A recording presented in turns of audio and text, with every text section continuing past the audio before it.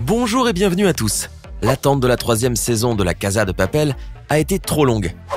Mais désormais, le grand moment approche à grands pas. Et plein de bonnes surprises attendent les fans de la série.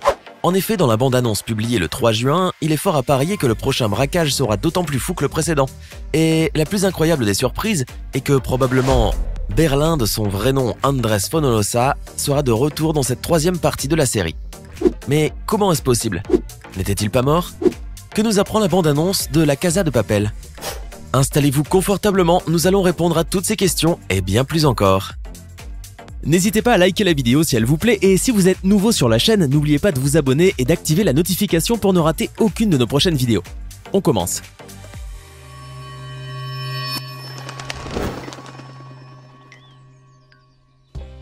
La Casa de Papel sera de retour le 19 juillet prochain sur Netflix pour une 3e saison où le professeur et son équipe de braqueurs s'apprêtent de nouveau à jouer de mauvais tours aux policiers.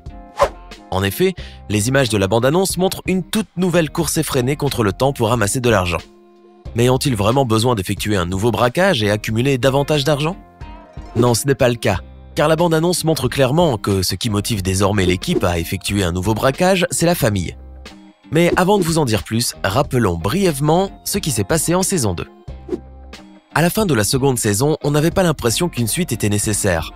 Le braquage de la Fabrique nationale de la monnaie et du timbre a été un véritable succès, puisque le professeur et la plupart des membres de son équipe sont parvenus à sortir des lieux avec plusieurs millions d'euros dans les poches. Hormis que Berlin, Moscou et Oslo ne font plus partie du groupe puisqu'ils sont décédés dans la série, à la fin de la saison 2, tout semble quand même être rentré dans l'ordre. Monica Gastambide, secrétaire du directeur de la Maison royale de la monnaie d'Espagne, est au bras de Denver et l'inspecteur de police Raquel Murillo se retrouve dans une île paradisiaque avec le professeur dont elle est tombée amoureuse. Chacun des membres a commencé une nouvelle vie après avoir empoché tout leur butin. L'équipe s'est donc séparée pour mener une existence épanouie et ils comptent bien enfin tous vivre tranquilles et surtout loin des forces de l'ordre.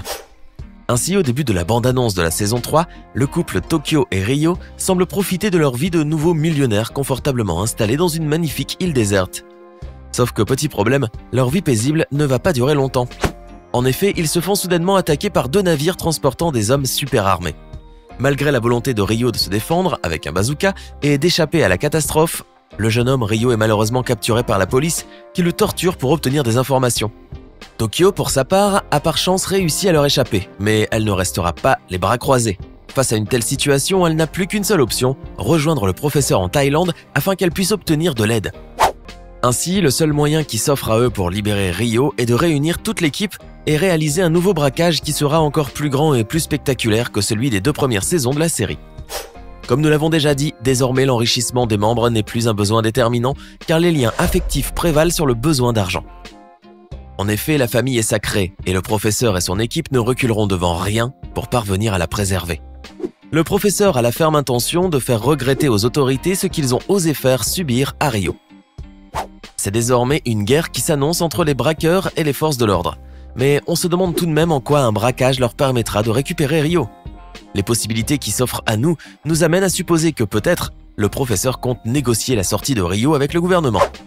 C'est envisageable, mais on pourrait tout aussi s'attendre à ce que cet énorme braquage ne soit simplement qu'une magnifique diversion qui permettra aux autres membres de l'équipe de faire évader Rio. À toutes ces questions, nous aurons bientôt une réponse plus nette lorsque la saison 3 sera enfin sur nos écrans télévisés. Ce dont on est sûr, c'est qu'une surprise attend les fans de la Casa de Papel car le gang s'élargit et s'allie à de nouveaux personnages. En effet, ils ont recruté officiellement de nouveaux membres pour que cette nouvelle mission puisse être menée à bien. Il s'agit tout d'abord de Raquel, autrefois inspectrice, et de Monica, ancienne otage. Motivées par l'amour, elles rejoignent l'équipe des braqueurs et enfilent leur combinaison rouge et mettent le fameux masque de Salvador Dali. Mais les nouvelles recrues sont encore nombreuses car 3 autres s'ajouteront à la liste. Un certain Bogota, l'ingénieur, et l'acteur Lucas Perros, dont le nom du personnage n'est pas encore connu.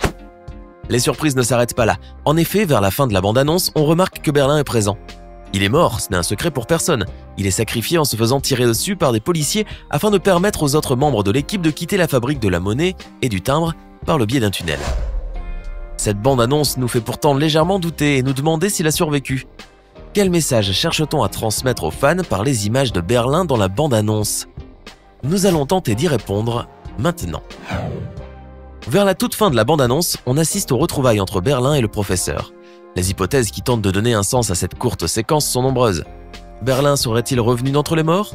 Et non. En effet, l'explication la plus plausible serait qu'il s'agisse tout bêtement de flashbacks. Dans ce cas, Berlin serait bien mort dans la deuxième partie de la série et sa présence dans cette prochaine saison ne serait qu'un retour dans le temps où l'on montrerait l'étroite relation qu'il y a eu entre le professeur et Berlin bien avant le braquage. Un développement qui intéresserait certainement les fans qui ont toujours été fascinés par la camaraderie mystérieuse entre ces deux hommes. En effet, nous savons déjà que ces deux personnages se connaissaient avant que l'équipe soit réunie. Rappelez-vous, lorsque Berlin dit adieu au professeur, il conclut la discussion en disant « Je t'aime, mon petit frère ». Une phrase énigmatique qui a mis les fans dans tous leurs états. Certains pensent qu'ils sont vraiment frères et que ce lien familial a tout bêtement été caché aux autres braqueurs. Ou encore, ils sont demi-frères et ils ont tout simplement le même père et pas la même mère. S'ils n'ont donc pas grandi ensemble, ils se sont retrouvés par la suite. Ou alors, ils sont juste frères de cœur. Berlin est le premier malfrat à être recruté par le professeur. Ils ont donc pu construire une relation plus profonde qu'avec le reste du groupe. Ce qui est sûr, c'est que nous ne savons pas grand-chose de leur histoire. Espérons que la saison 3 nous éclaire à ce sujet. Il serait grand temps de savoir comment ces deux hommes se sont rencontrés. Deuxième théorie, Berlin serait vivant. Dans un monde comme celui de la Casa de Papel, beaucoup de choses sont probables.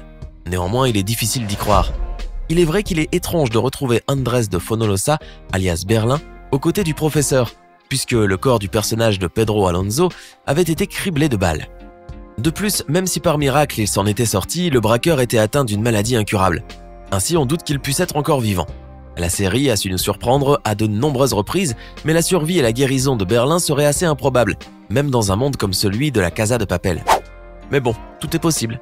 La série pourrait bien montrer dans un épisode la manière avec laquelle Berlin aurait pu s'en sortir suite au drame. Ainsi, il serait officiellement de retour dans la saison 3, aidant les autres membres de l'équipe à réaliser leur braquage afin de sauver Rio. Ce personnage pourrait leur être d'une énorme utilité. Il existe d'autres théories qui surgissent de partout depuis la sortie de la bande-annonce. Parmi elles, Berlin aurait un frère jumeau. Dans ce cas, ce n'est pas Berlin qu'on aurait vu, mais seulement son frère. Ainsi, le professeur pourrait avoir recruté ce mystérieux frère pour venger la mort de Berlin. Mais pourquoi donc le professeur l'a appelé par son vrai nom Andrés dans la bande-annonce? Cela réfute entièrement cette théorie, assurément fausse.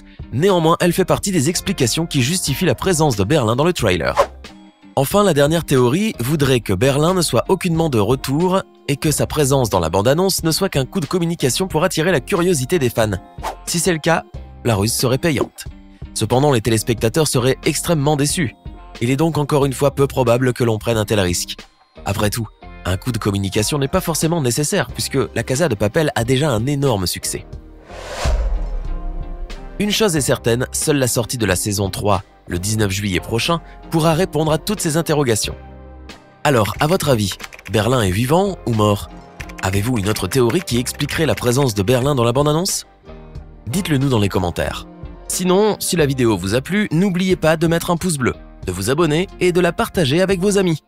À demain même heure, même chaîne, pour une nouvelle vidéo.